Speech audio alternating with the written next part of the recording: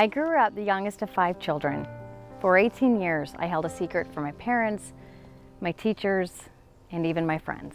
From the earliest memories I have until about the age 12, I was sexually abused by people I knew, trusted, and loved. At the age of 18, I joined the Air Force as a security forces officer to stop these kinds of people from committing these crimes. Once I became a mom, everything changed. I got out of the military and I became a journalist. 15-year career, I worked in print, radio, and TV. One thing never changed. I still wanted to expose and stop child sex abuse. As a former security forces officer and a survivor, I never thought it would happen to my children. And when it did, it was devastating. I realized I didn't know very much about preventing child sex abuse. Few of us do. That's when a friend introduced me to Darkness to Light.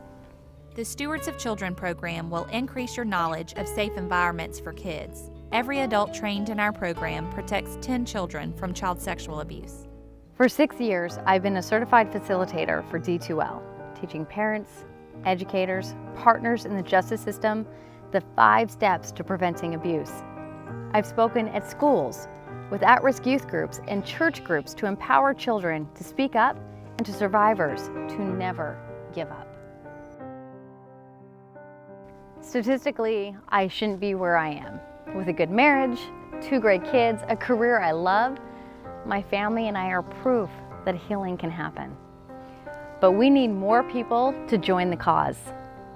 That's why for the last few years, I focused on state and federal lawmakers.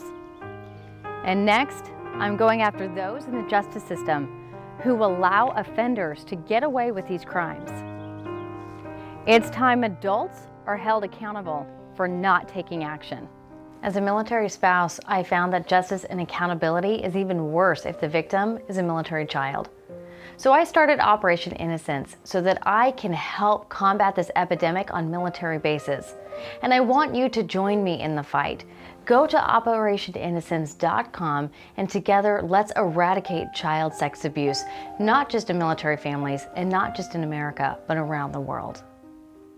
I don't know why these things happen to children, but I wouldn't change anything that happened to me as a child, because when my children went through it, I was able to hold them and promise them that it would get better and we would get through it together.